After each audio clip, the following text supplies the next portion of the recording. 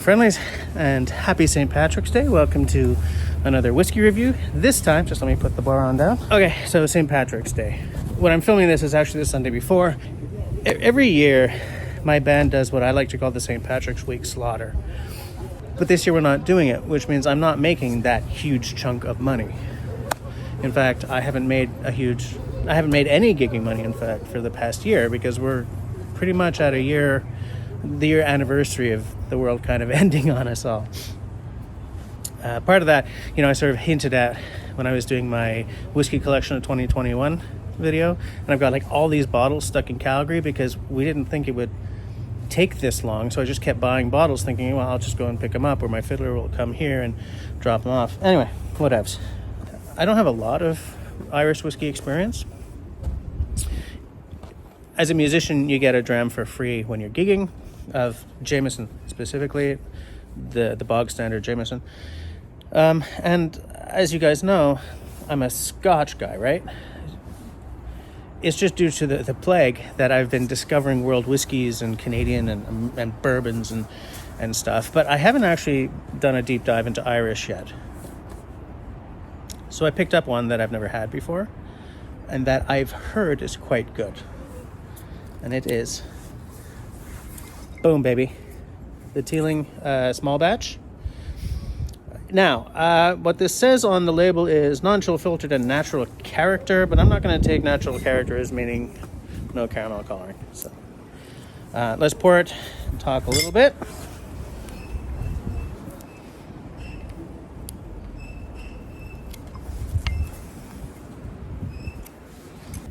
Zip.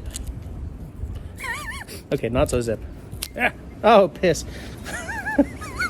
That didn't work. Do I have to get the knife out again? Do I have to get the knife out again? No, I think it's going to cooperate with me.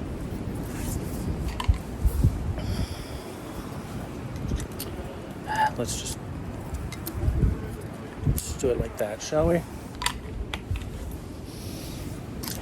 I'm leaving that in, just to show you guys the attitude that this bottle is showing me already. We're going to get along. It's going to have to go a little different. All right, boom. Let's check this baby out. Nice sound. Ooh. Oh, I'm intrigued by this. Can't wait till the weather's a little better so I can get my barrel out again.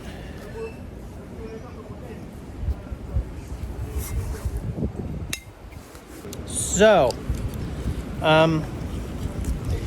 I don't know a lot about Teeling. I think that they're the guys who used to run Cooley before it got bought out. I'm not sure about that. I'm looking forward to tasting this because it's non-chill filtered, which I like, but it's done in rum. It's finished, I guess, in rum casks. I don't think I've had a whole lot of whiskey that is finished in rum casks. Maybe something from the Scotch Malt Whiskey Society, but so here on the bottle it says since 1782 the Teeling family have been crafting Irish whiskey. Teelings are renowned for their vision and doing things differently. Marketing faffle. Okay, what I'm looking for is where it talks about the rum. Okay, this small batch, which is a BS term by the way, this small batch bottling consists of hand-selected casks, which are given a further 6 months maturation in ex-rum barrels, imparting an extra sweet and smooth flavor unique to Irish whiskey. Okay. There's no actual age statement on this, so that extra 6 months, I don't know if that means that there's, 2.5 years and then 6 months, or if it has to be 3 years and then finishing. I don't know. I know nothing about this. I did check out their website just to see like how many bottles of Teeling this, that, and the other are available, and there's a whole lot more being produced than I can buy here in Quebec. I've seen this, and there's like a single malt, I think, and that's all I've ever seen here in Quebec. This one is the more affordable, and seemed like a good way to introduce myself. All right, enough blithering. Now it's 46%.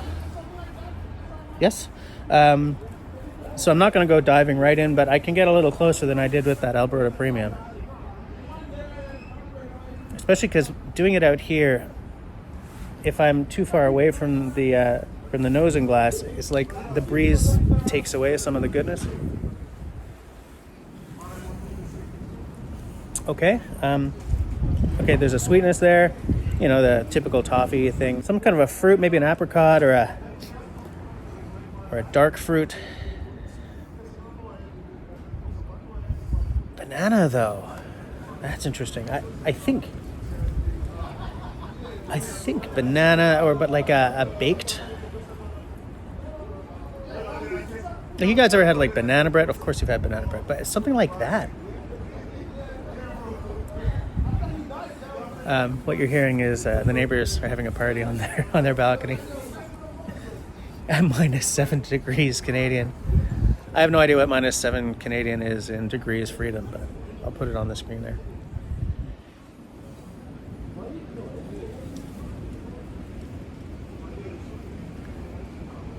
Looks nice on the glass. It's not quite as oily as some, but it's not too liquidy. Oh, come on, wind. I'm changing hands. It's cold out here. Okay.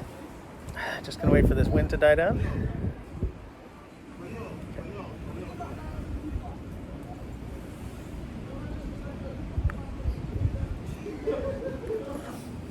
Okay. Oh yeah, it's sweet. It's fruity. That banana thing is definitely present. That's a funky banana thing happening, and I'm used to that with like a Jamaican rum. But yeah, bready, banana muffin, banana cake.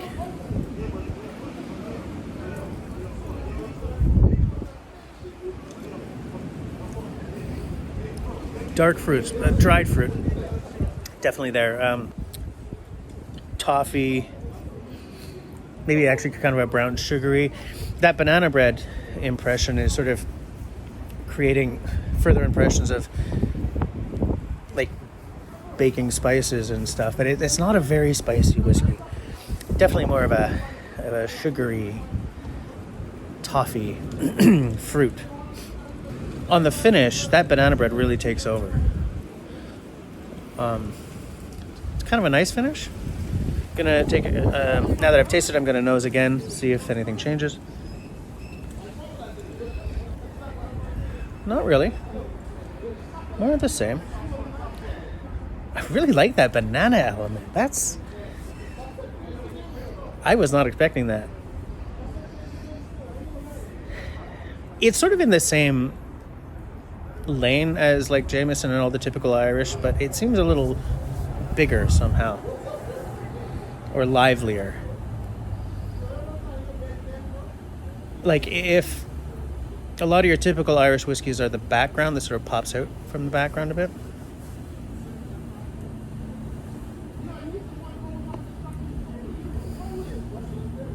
It's very good. It's very good. Oh, now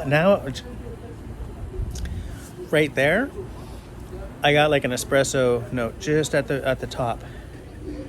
There we go. A little bit of water. See what that does to our poor unsuspecting whiskey. If you guys do add a little drop of water, look at the surface.